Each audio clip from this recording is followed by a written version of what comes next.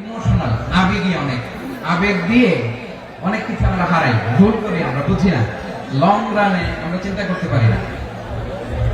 একটা নিঝুম নিস্তব্ধ পরিবেশ যদি দেওয়া যেত, কথা বলতে পারতাম, লক্ষ লক্ষ কোটি কোটি মানুষ আর পৃথিবীর মানুষ এটা শুনতো, মানুষের মন মস্তিষ্ক চিন্তা মননে পরিবর্তন আসতো।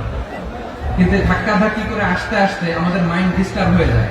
কিছু বুলেট পয়েন্ট সাজিয়ে নিয়ে আসছে, যেটা বলবো এটা ব্রেন থেকে হারিয়ে যায়, আর মনে রাখতে পারে না।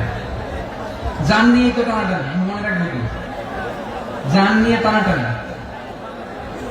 তো যদি আমরা প্রতিটা বড় বড় পাবলিক ইভেন্টে যদি এরকম করি, আমাদের পক্ষে কি আর ময়দানে কথা বলা সম্ভব হবে?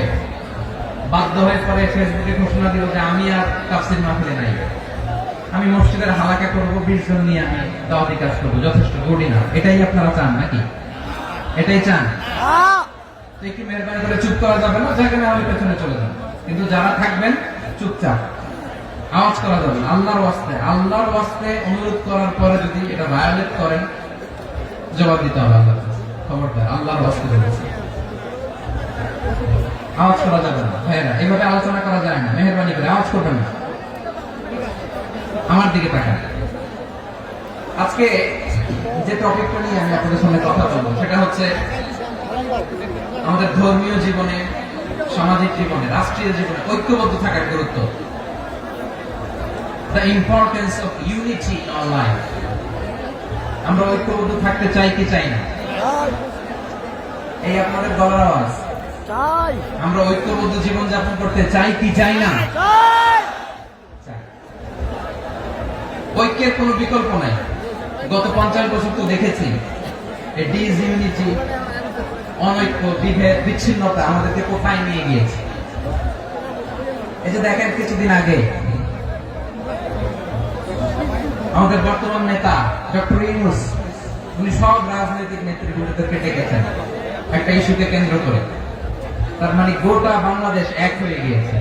আমরা সবাই উদ্বেলিত হয়েছে, উচ্ছ্বসিত হয়েছে, ঠিক কিনা বলেন?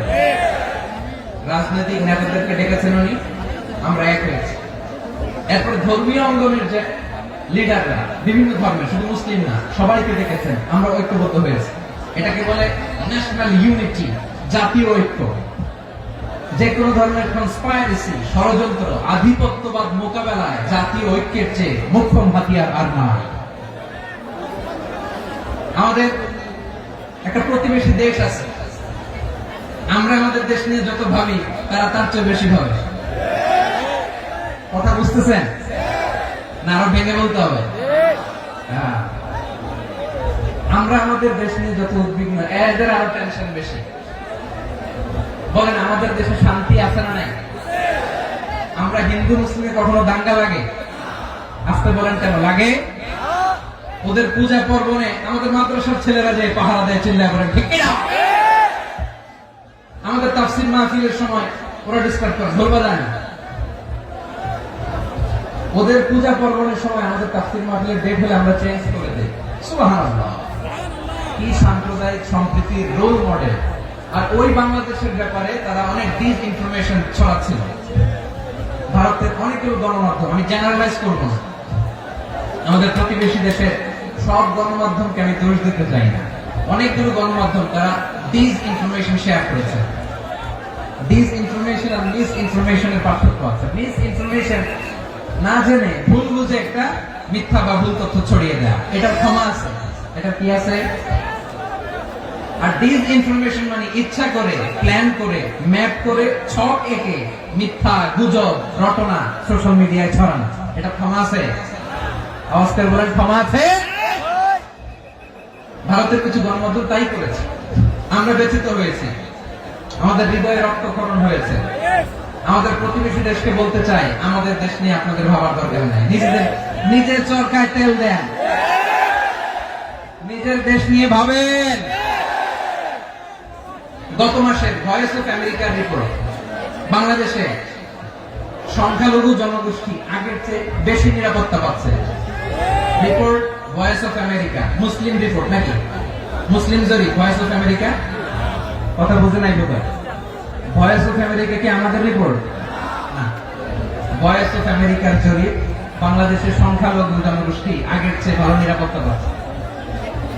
শুধু এখানেই শেষ না, মাইক্রোসফটের একটা জরিপ শোনায় আপনাদেরকে। তারা সারা পৃথিবীতে গুজব, ভুয়া আর মিথ্যা নিউজ ছড়ানোতে কোন দেশ সেরা একটা রিপোর্ট করেছে। এর মধ্যে 1 নম্বরে এসেছে ভারতের নাম।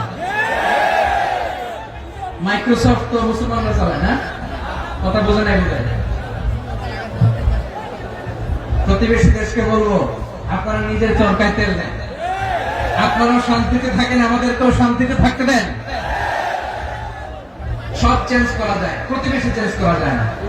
আমাদের ল্যান্ড তাদের ল্যান্ড, পাশাপাশি। আমরা চাই তারাও সুখে থাক, আমরাও সুখে থাকি, ঠিক কিনা? কিন্তু প্রতিবেশী হলে বন্ধুত্বপূর্ণ আচরণ করতে হয়। প্রতিবেশী যদি বন্ধু না হয়ে প্রভু হতে চায়, এরকম দানব প্রতিবেশী কেউ চায় না। ভারত যদি বন্ধুত্ব উপহার দেয়, আমরা